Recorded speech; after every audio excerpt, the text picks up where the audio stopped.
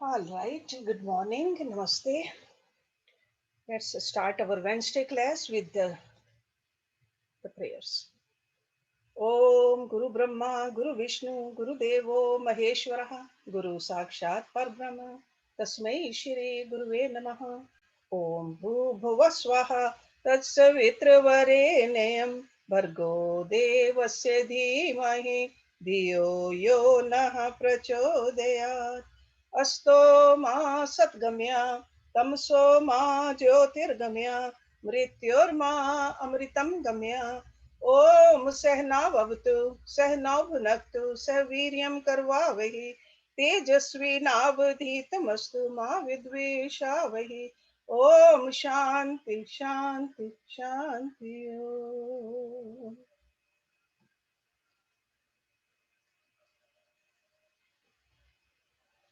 You have all heard about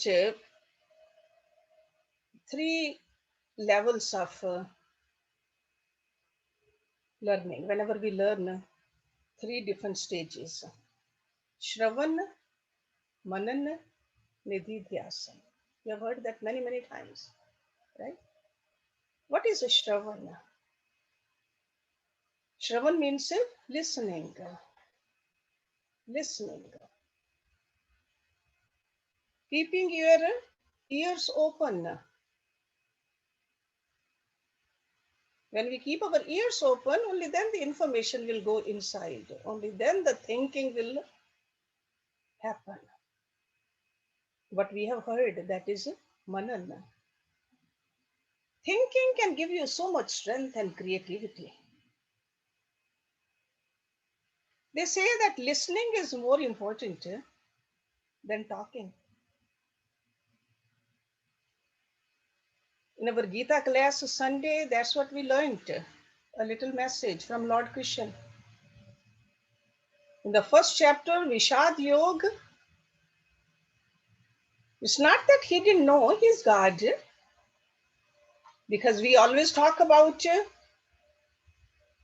in Hinduism, God is omnipresent, God is omnipotent, God is omniscient, and Lord Krishna is God.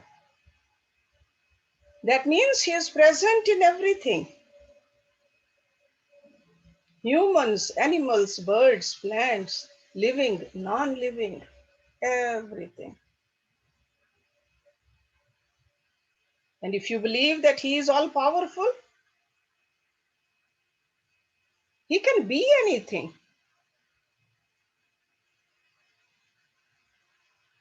We cannot limit God. So omnipresent means all present. Omnipotent means all powerful. Omniscient, all knowing. So even when he is all that, still he just listened and listened and listened. To teach us that listening is very important if you want to grow. When you talk, you can talk about what you know. But when you listen, you can listen about what you don't know. That's how we grow. Otherwise, if we think that we know everything, where will be the growth? Talking, you don't grow. Only by listening, you grow. It's a very simple idea. When you talk, you teach. When you listen, you learn. Science also tells us the same thing. First thing in the womb of the mother, we formed the habit of listening to the heartbeat of our mother. Listening. Talking came way later.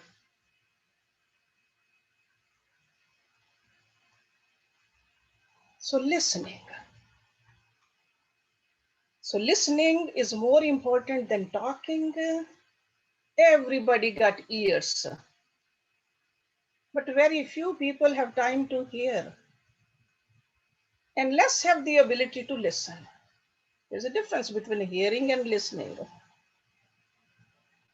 And rare are those who understand.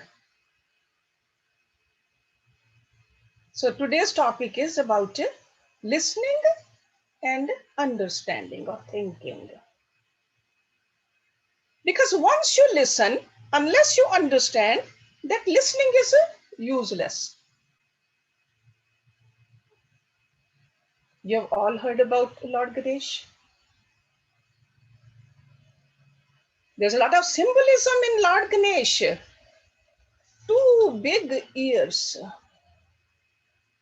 That means listening is very important. Lord Ganesh symbolizes the harmony between animals and humans. Beautiful equality between the small and the large, elephant and the mouse, between suffering and blessing. You all know the story, the emergence of Ganesh is from anger, aggression of Lord Shiva. But Ganesh continues to be the symbol of blessing, auspiciousness. Before any prayers, before the beginning of anything, what do? Ganesh Puja. And he has two big ears. God's energy unites us.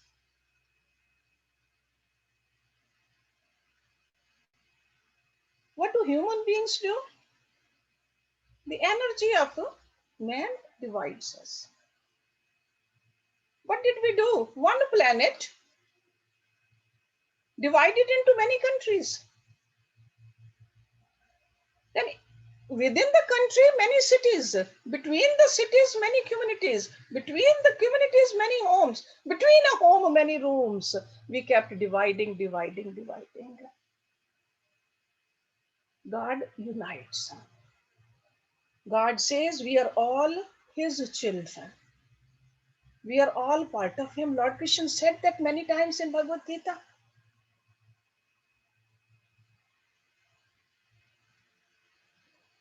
But what do we do? Even when we talk about God, we divide my God and your God. Bigger God, smaller God. God accepts us. God has a big mind. He does not get hurt. He doesn't get angry. He never goes on strike. He trusts us, loves us. So God has big ears. We must broaden our hearing too and listening. Listen attentively and think reflectively. That's what Manan means, reflectively. Story between Lord Ganesh and his brother Kartika.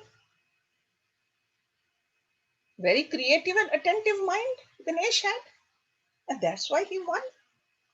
Scriptures talk about it. And another story about Lord Ganesha, about listening, when Rishi Vyasa wanted to write Mahabharata, pen it down. Vyasa said that I have this story, Mahabharata, in front of my eyes, in contemplation. I need to pen it. He wanted someone who can write it verbatim. Brahmaji told Vyasa that Ganesh will be the right person to do this job. Lord Rishi Vyas told Lord Ganesha, I need to dictate Mahabharata. Would you be my scribe? Ganeshji put a condition on him. He said that you must dictate non-stop. The moment you pause, I will stop writing. Look at the ability of Lord Ganesh, the power of listening. He said, you keep on saying, I'll keep on writing. If you stop, I'm not going to write beyond that. But look at the thinking of Rishi Vyas also. He put a condition in return. He said, you can write it down if you understand it. Without understanding, do not write. 100,000 verses, speaking and writing at the same time. There are certain verses in Mahabharata which are very deep. And Lord Ganesh stopped there to think about it. What does it really mean? If we put this value in our life, we will never have a problem listening and understanding. So big ears don't only mean the ability to listen, but to listen with the understanding. There has been a very great thinker, Rolf Nicholas. He said the basis of all human needs is to need to understand and to be understood. That's why we often say that this person does not understand me.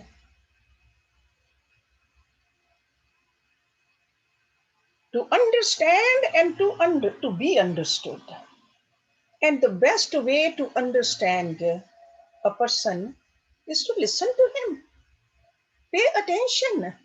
Focus. To listen is to learn. To listen is to understand. To listen is to grow. That's how the new ideas come to us. Understand. I'm sure many people saw apple falling from the tree before Newton. But he paid attention. Apple falling. He started thinking.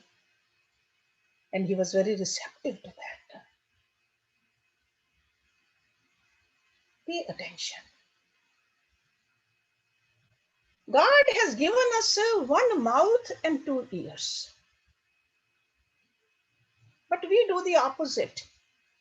We talk from a double mouth and hardly listen.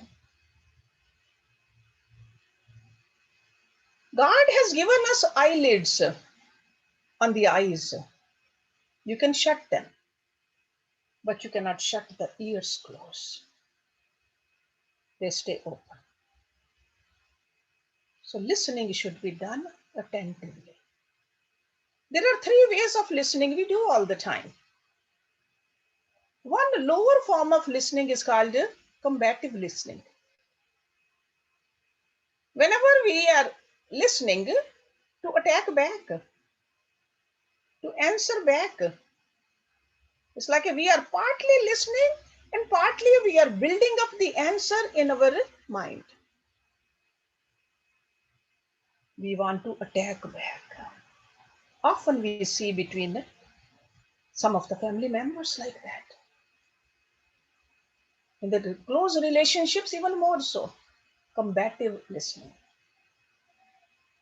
People want to have the last word. Then, little better than that is attentive listening. That means you try to understand. Attentively, you are paying attention. You want to understand what other person is saying, what other person is feeling. But higher than that is reflective listening. That is Manan. The one I said, Shravan, Manan. You want to reflect upon what you have listened to. Whenever you are listening, there should be some echo formation in your mind. And you should be able to draw those echoes back, and the words should help you. 100% of the words we cannot remember all the time, but some of the words, they come back to us. Even our parents have gone, but we remember some of the words they said. And that's what the reflection is. We remember their teachings because we remembered some of the words. So it means when you think, you feel, you verify, you take those ideas to grow. And not only that, you help others to grow also. Because we pass it on to our next generation. My grandparents did it, my parents did it. This is how the culture grows. Such listening should be going around in the mandirs, in the temples.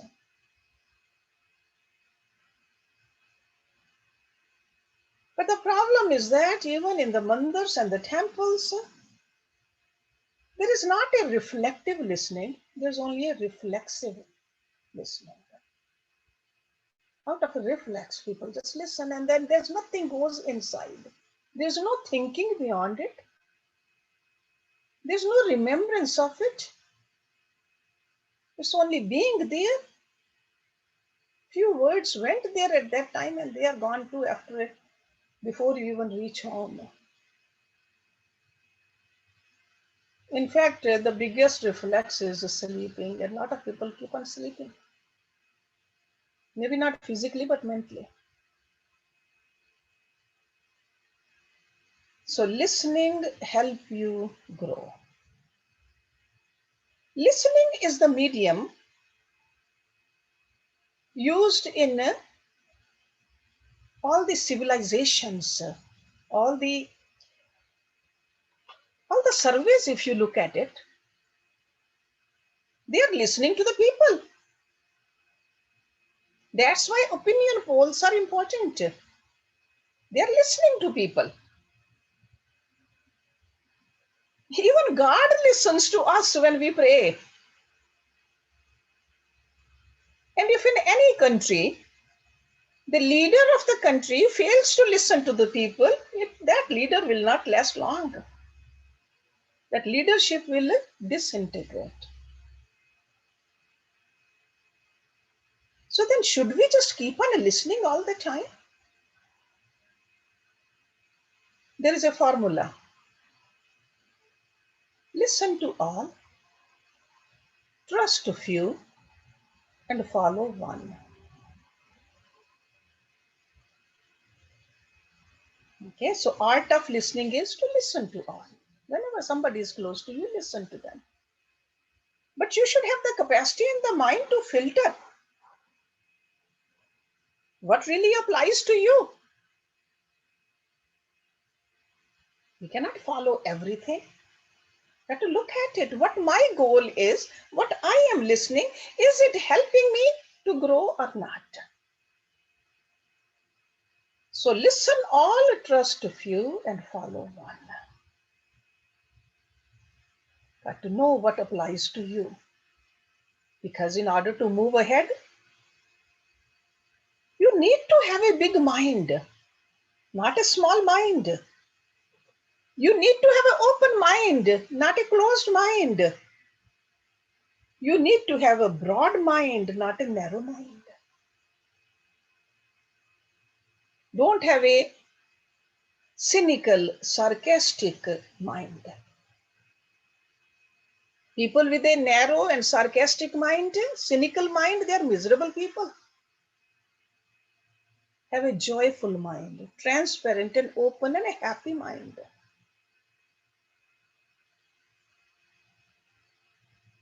But then, other than listening, God has given us as human beings to be able to think. Thinking happens in the mind.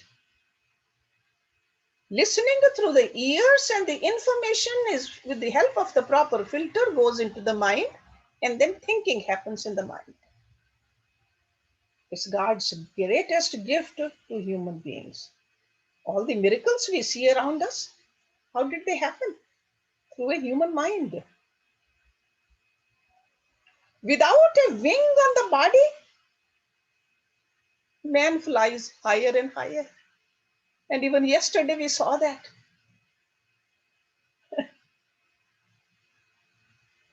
In a few minutes, they went into the space and came back. Human mind. We have gone to the depth of the ocean. We have discovered the secrets of the DNA, the atoms, with the human mind. This mind, such a big possession we have, should not be neglected.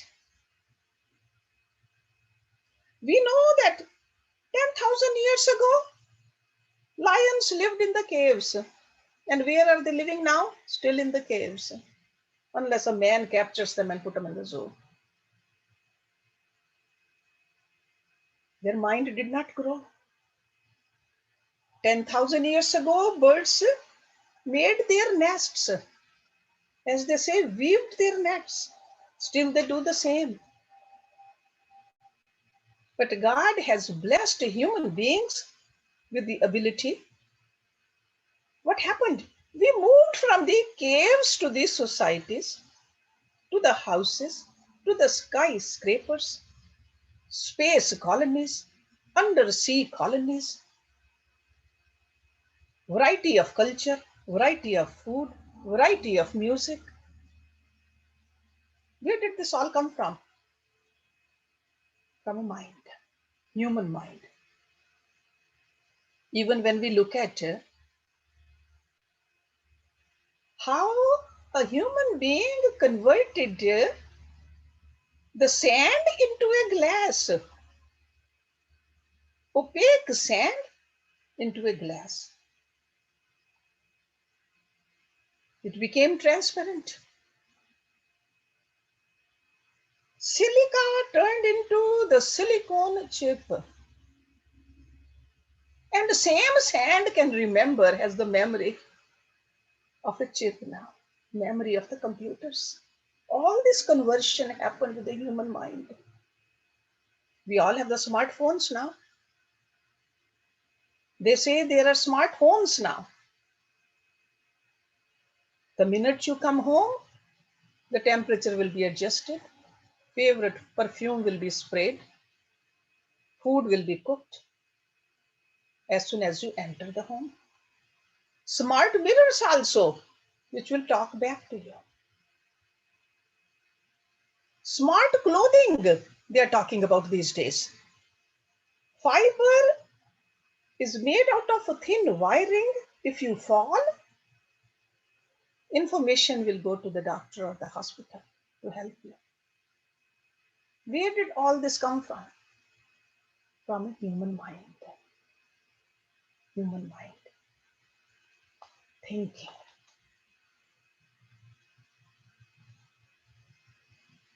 We got to remember, in order to grow, we got to keep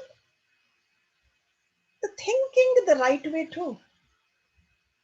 Because if the thinking is not positive, if thinking is not proper, we can definitely go down also. This mind of ours can make us or break us.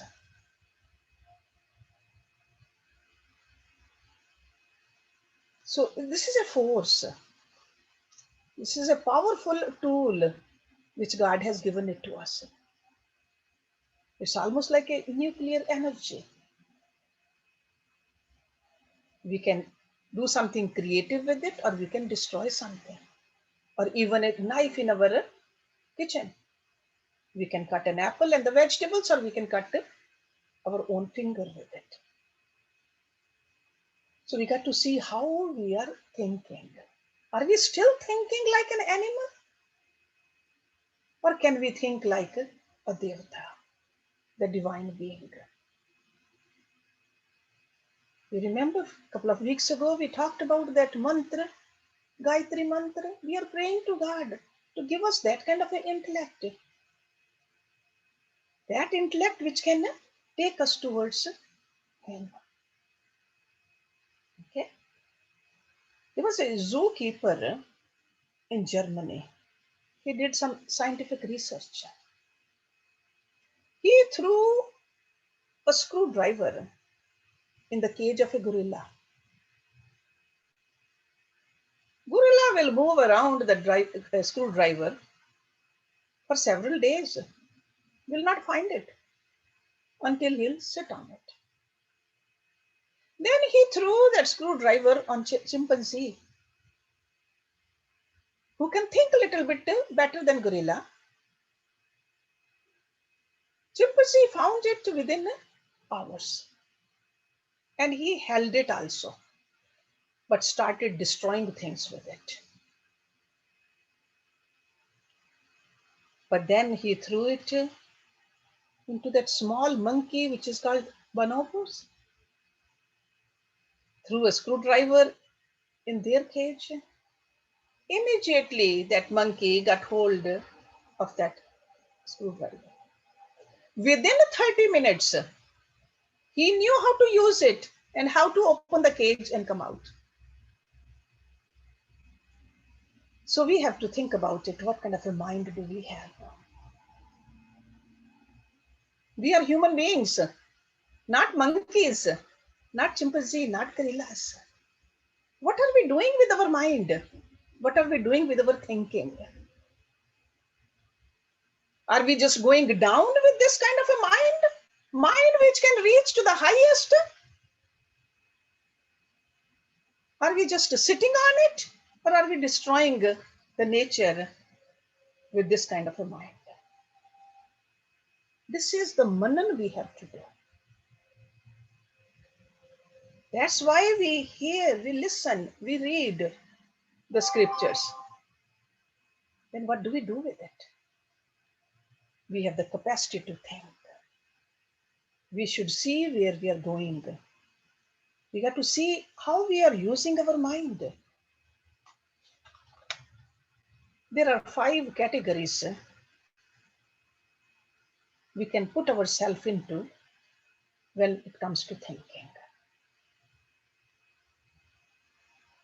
So just like I told you, those listening categories, then there's a thinking categories also.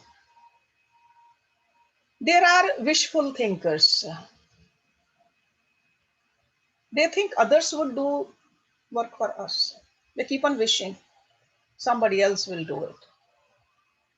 Somebody else will take care of me. They keep on worrying about the events and think that somebody else will do it. They're always talking about the problems, but never do anything. So this kind of a thinking is meaningless. So wishful thinkers. Then there are logical thinkers.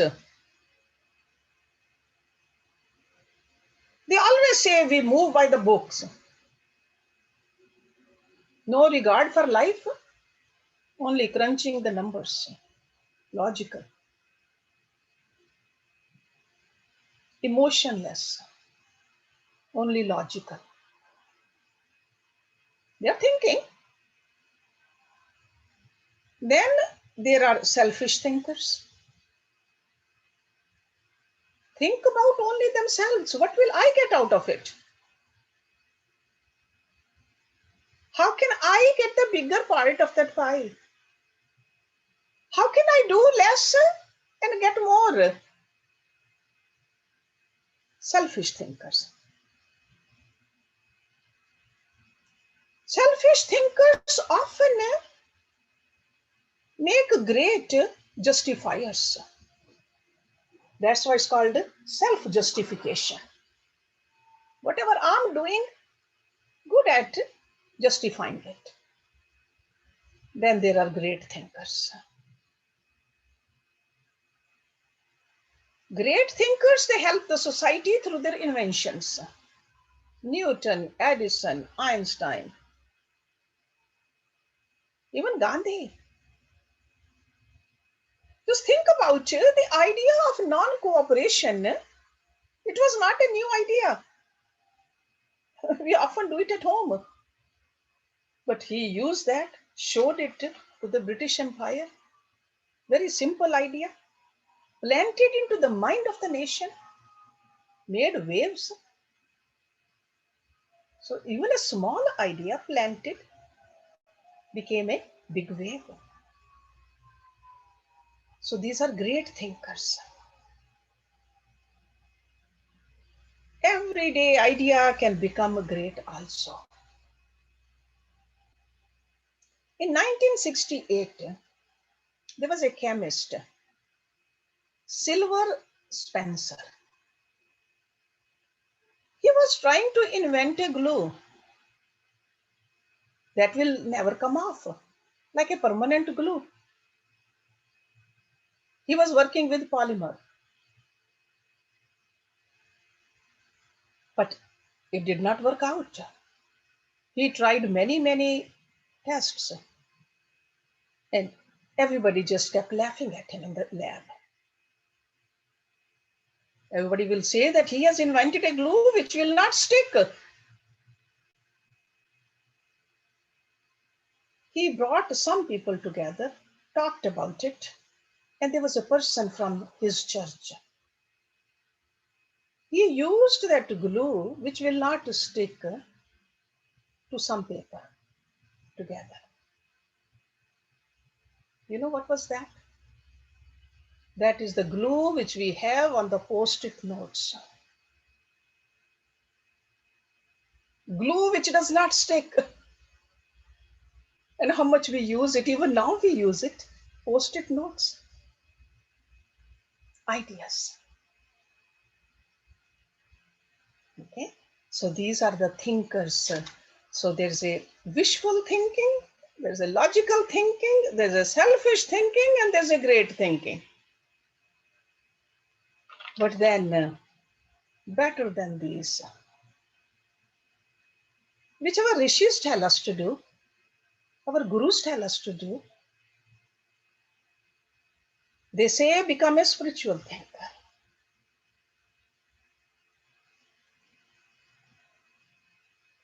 Better than 1,000 ideas and thoughts is one thought of peace. That's what Vedas say. Reinvent yourself, which will give you peace. Not just a shanti, but param shanti. We always want to change the world. We want to change the other people. But spiritual thinkers, they change themselves. All the inventions will be fruitful then. Just like they say, the most comfortable shoes you can wear, but if there is a sore in the foot, it's no good. So inventions are good. Those ideas are great, but peace within you, that kind of a thinking you must have. Because if you have ills and evils inside of your heart, you will never rise above. That's why the Vedic seers, what do they say? By knowing Him, that means God, you know everything. We need to rediscover ourselves. We got to know ourselves. That will make a difference. Lord Krishna kept doing this his entire life. Wherever he was, whether he was with Sudama or Arjuna or anybody else, Uddhav, what did he do? He changed the perspective and the attitude of that person. whoever came to him. That's why they say change your perception and create peace. Ultimately, we want peace. Give up hatred. That is a spiritual thinking. Create that feeling of oneness, not many.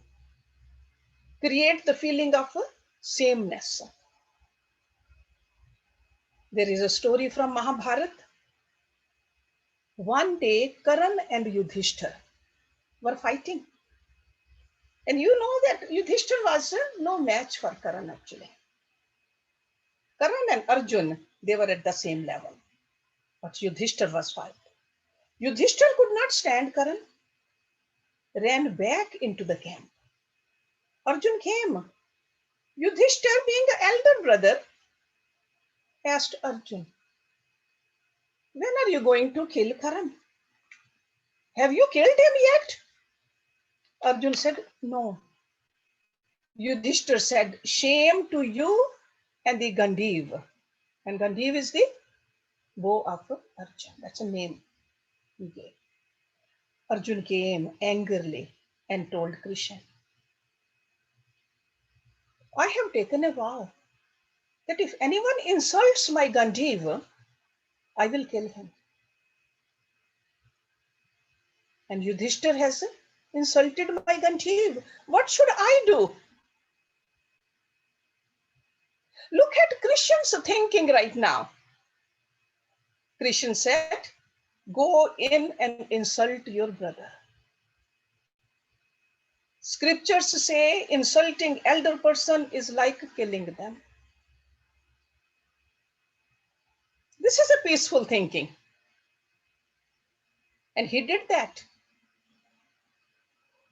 because people back then, they were true to their words. When they said something, they took an oath, they said, we better fulfill it. But he came out feeling miserable. He told Krishna, I want to commit suicide now. Because I have insulted my elder brother. Krishna said, see, look at this level of thinking. He said, praising yourself is like doing atamhatya, committing a suicide. Go praise yourself. So he changed his perspective and created peace. Thinking to that level. Thinking in accordance with the scriptural teachings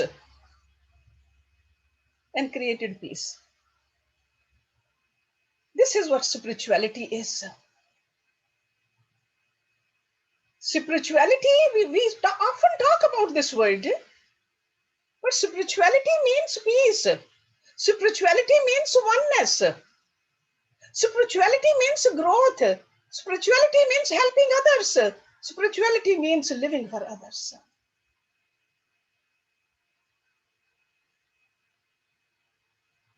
And this kind of a thinking sets you free. Spiritual thinking, you won't feel any burden. Selfish thinking, you'll have a burden. Logical thinking also, you'll have a burden. You'll keep on arguing with people.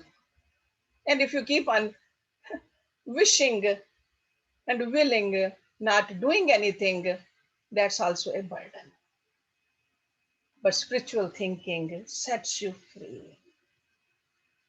But in order to have this kind of a thinking, we got to learn how to listen also.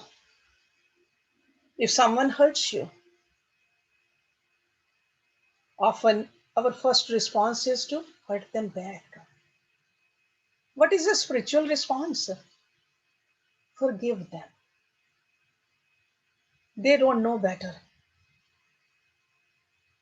That's what Jesus Christ did. Forgive them. They don't know better. Let go of it. Only you can do it. When you don't criticize, you find peace. Spirituality is a moment of connection. When you unite, when you are free from your inhibitions, when you are free of the labels, your positions, your name, introductions, when two spirits unite, that is the moment of spirituality. And it sets you free. If we unite together, we are free people. Unification, again going back to Ganesha, that elephant head and a human body, unification, symbolically teaching us a lot between the man and animal, small and big, suffering and blessing, harmony. Harmony in your life, harmony in the families, harmony everywhere. That is spirituality. So you can see that listening is important, but reflecting and ultimately Nididhyasana, practicing. It's not just a reflecting alone. Ultimately, we got to practice it also. When we bring it into our life, only then the listening is fruitful. This reflection is fruitful.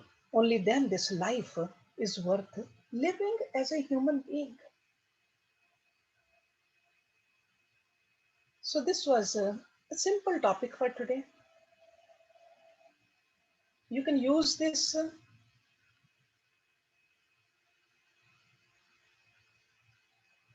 whatever you can get from it into your daily life. Okay? Whenever you study, whomever you are listening, just definitely listen completely, but see, do reflect and then see what you can use also. Okay? So thank you very much. Let me do the Shanti mantra and then we'll take some questions and then bhajan by Rita Chavla today. Om Purnamada Purnamidam Purnat Purnamudachyate Purnasya Purnamadaya Purnameva Visheshyate Om Shanti Shanti Shanti Om. Thank you very much.